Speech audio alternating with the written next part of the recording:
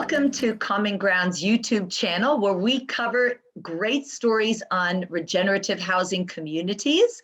Common Ground is set up as a resource for those who want to join, create, or serve this emerging sector of collective housing, where we live in a more connected, affordable, and sustainable way. And we just find interesting projects and people that we can show that it is possible, follow their journey, we learn from them, and therefore we can create these communities around the country, giving a better quality of life for people and for planet. So that's our main mission. And we have the website, which has resources on it. The YouTube channel covers all kinds of stories. That's where you can find episode 1. So episode 2, we have invited Lisa Houghton of the Rotorua off-grid tiny house village to come and share with us about this journey that she is on, creating this village from inception. And I look forward to actually covering the story as it moves onto the earth. And we, in the first episode, covered where the idea came from and how, why it is in the Rotorua and it's off-grid and tiny home and this village concept. And that's really great. If you haven't watched that, go back and watch that one. Today, we're going to be talking about what it means to be a creator in this space and the personal and inner work that is required to really make a successful project happen, and to, I think, not lose the plot or burn out in that process. Because that's one thing. You can create something, but if there's burnout and you take everybody down with you, then it certainly hasn't been successful. So in order that we make regenerative projects, we need to also have a regenerative approach to doing that. And Lisa, I really do think, I feel that she brings that regenerative approach, her way of thinking about it, her processes.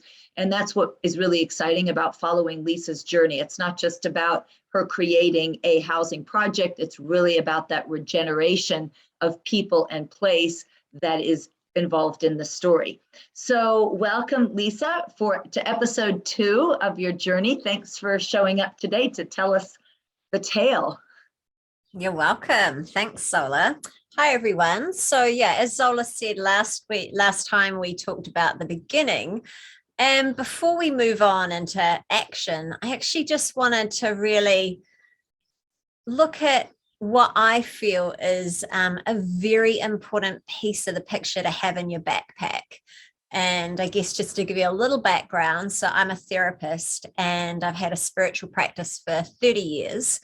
And this has been a key part of my spiritual practice. And I really feel that it's given me fluidity in my growth over the years. And it's kind of a natural thing to do. But if we're not aware of it, we may not be tapping into that hidden resource. So I'm going to put it in context. So the context I'm going to put what I call self-understanding is that of the role that I'm in at the moment, which is creator. So I am taking a vision and I'm forming it so that other people can see it, but also that I can hand it over to them and they can really start engaging with it and making it their own.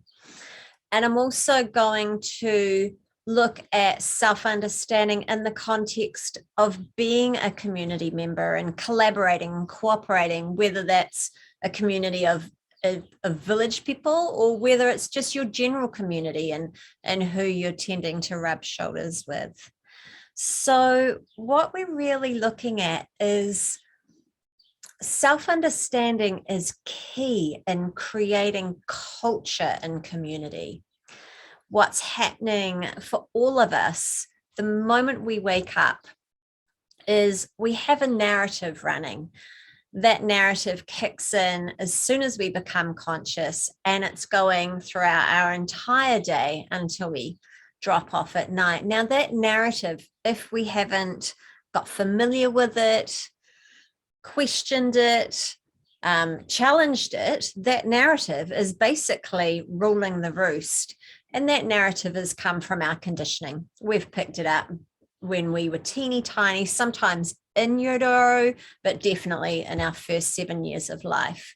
So self-understanding is rooted in being the witness, being the observer, being able to look at that narrative and see what we're actually up to. What are we creating? Now, the real gift, if we can actually do this, is that we gain insight into what we are creating. And in that moment, there's an incredibly powerful shift where we realize that actually what we're experiencing is our responsibility. Now, in community, that is,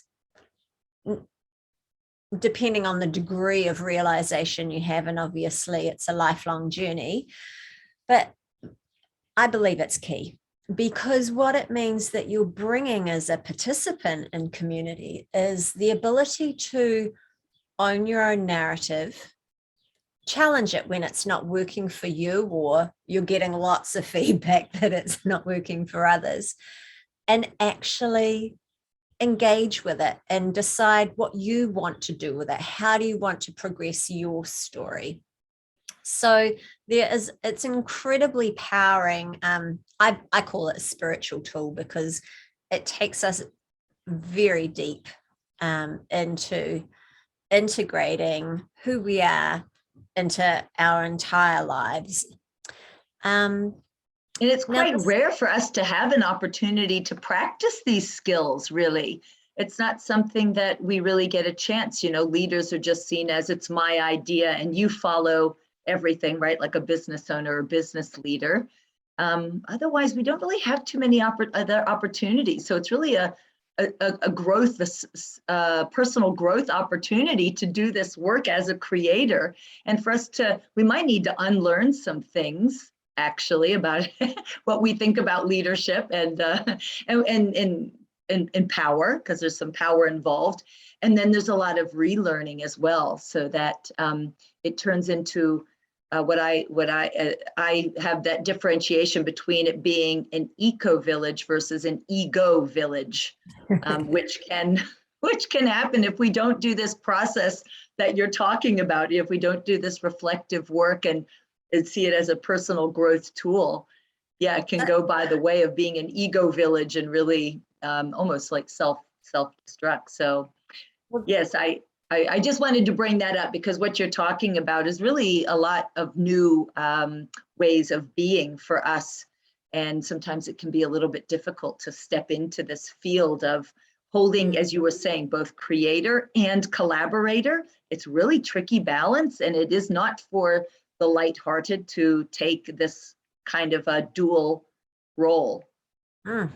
You've just touched on so many great points there, Zola. So in essence, what I'm wanting to do is really help you as the creator, or you as the participant in the community or the startup, whoever you are, to realize that you are creating the culture of your community. And as Zola said, this collaboration, this cooperation may not be our normal kind of background. However, I believe it is inherently within us. And if we can start practicing self-understanding, and I'll talk a lot more on this as we go along, then what we're able to bring is we're able to bring eventually the best of us, because we're growing. We're able to be vulnerable. We're able to be honest. We're able to allow others to be different because we're dealing with our own insecurity. So it's such a, it just gifts you back when you take your own presence and how you're showing up. When you take that seriously, and I don't mean by being uptight, but I mean that you are contributing to the group. And if you can bring in self-understanding, then you're not needing to act your story out as much. Obviously, we've got layers and we've got blind spots. And while we're all experiencing being an individual, we will have an ego to some degree, because that's the nature of feeling separate. But there is as I said, I believe that inherently that we have an understanding and our feeling being that we are connected and that we are one, and that does create a magic together, really. So what I'm going to do is I'm actually going to focus more on the creators at the moment, because I feel like when we're in relationships, so we're looking at a cooperative and we're members, we're in a group, we're in a meeting, it's actually quite easy to get feedback and have that self-understanding, because you'll get triggered. You'll get triggered by the same people, you'll get triggered with the same feelings. Whenever we're triggered, we're obsessing, and it's actually really hard just to put that down. And if you're the kind of person that's doing some sort of bodily practice like breathing, yoga, mindfulness, then you'll notice it in your body. Body's really good at waving the flag and saying, some stuck energy churning in here. So I'm going to put the personal aside, and I'm going to look at those of us that are creators, because I really want to provide you with an opportunity, if this is helpful for you, to see that in the creative process, if you don't have enough understanding, or your self-understanding practice isn't active in keeping up with you, then because the task of being the creator and bringing that idea out into the world, fleshing it out, gathering people, engaging with the people, rearranging that original shape, and actually implementing it out into the world until your creation is a physical structure, it is immense. And not only is it immense, but it's like an uncharted map. Yes, you can borrow bits and pieces from other people and get suggestions, support, and mentorship, like Zola's amazing mentorship, which has been utterly amazing. What really is happening is you're still having to feel your way. And so your own personal story, your own narrative, your own beliefs, your sense of who you are, how life works for you, what you deserve, what your value is, all those different aspects of beliefs is going to start acting out. Now, it may not act out at the beginning because you're on a high and you're feeling really good, you're getting lots of feedback. It's when things become challenging. So it might be a whole new territory that's totally foreign language to you, or overwhelming. There's lots of stuff coming in. You're starting to get different personalities and a bit of conflict. It's in those moments that fear can sneak in. Now, this is where self-understanding is crucial, because fear is very, very sneaky. And fear is underlying all the emotions, anger, sadness. But when it's just pure fear, it's very deceptive. And you'll recognize fear because your narrative will have a distinct flavor. And the distinct flavor of fear is that it tells you this is what's going to happen. And the second thing about that is that you're powerless to do anything about it. So fear is very controlling, manipulative, and disempowering. Ultimately, it's our own safety mechanism trying to keep us safe. But you'll make more sense of that in a moment when I go a bit further. So what fear is doing is, instead of telling the truth and saying, I feel insecure in this moment, I feel like I don't know what I'm doing, I'm afraid I'm going to fail, instead of actually being vulnerable and saying, whew, this is how I'm feeling, this is where I'm at, fear tries to take control of the situation by saying, this is what's going to happen, you're powerless. And it's kind of locking that moment into a frozen picture.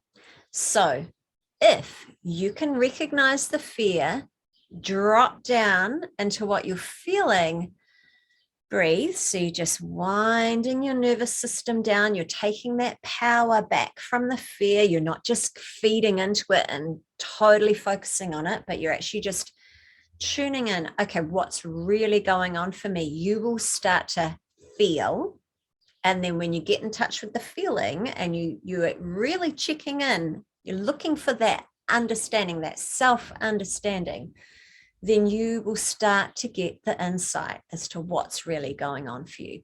Now, if you, as the creator, can do this over and over again, you will keep creating new pathways instead of recreating a theme.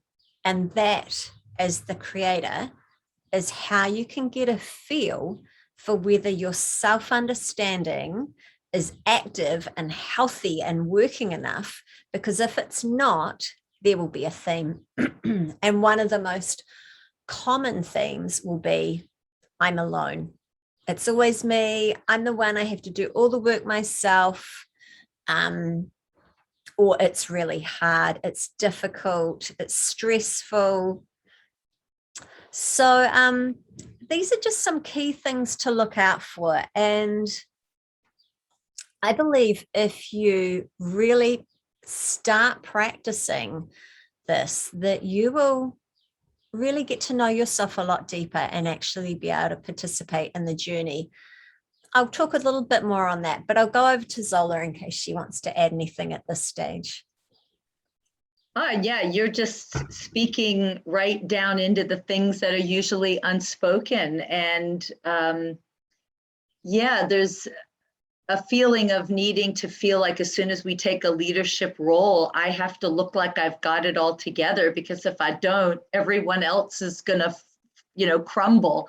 But yet, if we're admitting that place that we're in of, hey, I'm really feeling over my head at the moment, that actually is an invitation where others, if they've been welcomed in as co-creators, then that gives them an opportunity to step in, or it gives that chance, which is a little bit of chaos, to actually say, we get some chaos here. And isn't that wonderful that we actually get to work with this together? And so it's really that opportunity of really pulling in that co-creation, and not actually feeling like, as a leader of something completely new, that we actually need to pretend like we have all the answers and know what we're doing. And that's where other people will have that room actually to step in as well. So yeah, that's what I have to say. And that really collective leadership is what we're talking about here, both personal understanding of ourselves within a collective leadership really does take ongoing practice. That as soon as you start to gather folks, you get an opportunity to practice these skills. And one doesn't have to wait for there to be a conflict to be like, oh, okay, wow, now, okay, we have to deal with this. But there's actually, I happen to have two books sitting on my table here. One's called The Empowerment Manual, a guide for collaborative groups, written by Starhawk. And the other one is the Cooperative Culture Handbook, written by Jana Ludwig and Karen Gimnig. And so we can actually bring in processes that allow us to practice before we get to that point of feeling on the edge, or where that fear has come and sort of narrowed our view. We can actually do like test runs. So like a pilot, they do simulated, they don't just put them in an airplane and say, right, we're going to actually have, one of the engines burn out. We have a simulator which allows us to feel when an engine blows out. Well, there's books that are written that allow us to have activities that simulate, these kinds of scenarios where we're going to have our own personal leadership questioned, or whether we're going to have our narrative or a perspective or a value that we hold maybe questioned, or where we have to think about it deeper, and we have an opportunity to practice. So I'm just putting it out there that it doesn't have to be that we're literally without a map. There are others who have done this work before, and there's resources that can be brought on earlier on than later, rather than waiting for there to be enough of these patterns where you were saying you'll see a theme, that we can know that that is quite common, and start to, as we develop our place where we're bringing people in, we could bring these processes in as well. Nice. That's a really good point, Zola. What you made me remember is that when we've got the self-understanding, we've actually got a language that is an I statement. It's very supportive for community, because what you're doing is, as an individual in the collective, you're being a leader in a sense, because you're saying, I value myself. This is how I look after myself. This is what I need to communicate. And you're able to do that because you're in touch with what's going on for you. You're not needing to blame it on someone else. You're not needing to hog the meeting because you've got something churning away. And yeah, you can seriously look after yourself. You can give yourself the support and the input that you need. So I just want to do a little recap. So basically what we've been doing today is talking about self-understanding, and how really, for me, it's the life force in the culture of the community. And really, as Zola was saying, the earlier you can bring that in, and obviously as the creator, there's an opportunity to role model that. The earlier you can bring it in, then the healthier the group is going to be, because each person is going to have this way of participating that is really allowing them to grow, rather than just building up the heat of being stuck and that throwing energy out.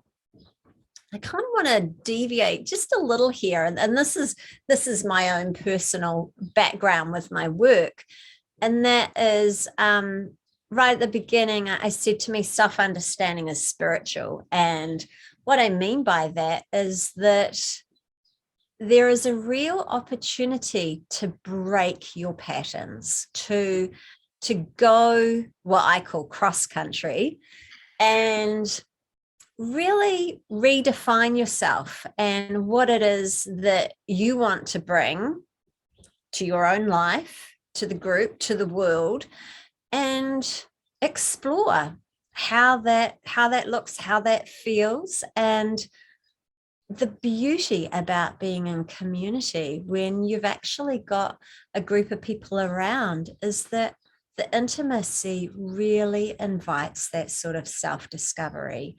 And I think that it is the most magical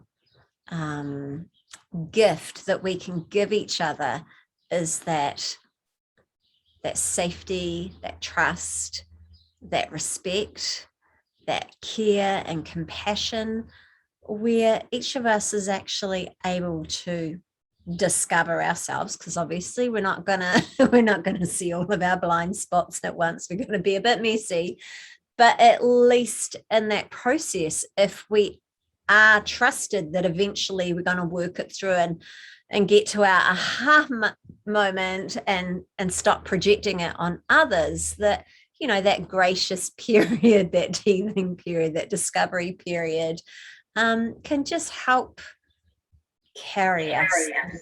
Yeah. So I just want to touch on one more topic. Zola, do you want to say something before I move on to the last piece? Well, it was just around that personal development, that I think, as if one decides, okay, I'm going to take on the idea of developing a collaborative housing project, that's the time also to say, well, what am I doing for my own personal development? What practices am I bringing in? Am I going to take join a compassionate communication, local practice group, or am I going to, read certain books which help me to reflect, or am I going to do some journaling, or, there's so many different ways, but I think putting that into starting to make a routine out of that will help to keep that balance, and help to keep that self-reflection, to make a habit out of it. It's the only thing that I would just add to that. Yeah, and what you're talking about is a culture. You're creating a culture of of taking time for yourself to get to know yourself. Yeah, Mm. so that you can grow and participate and flourish in community rather than struggle or hide or have your own baggage, as we call it. And the great thing is that even if the nuts and the bolts of the housing doesn't, eventuate for whatever reason, there's been nothing lost, only gained, in fact, so it is a beautiful thing that it's an invitation and it's only in benefit. We all hope that there would be at the end some housing that we could live in, but it's still, and that would benefit, of course, us personally, but anyone else who we happen to be doing other things with. So yeah, it's a fantastic opportunity where there's nothing lost, only gained. Indeed. And that's the principle of regeneration all over, isn't it? That's true. That's true.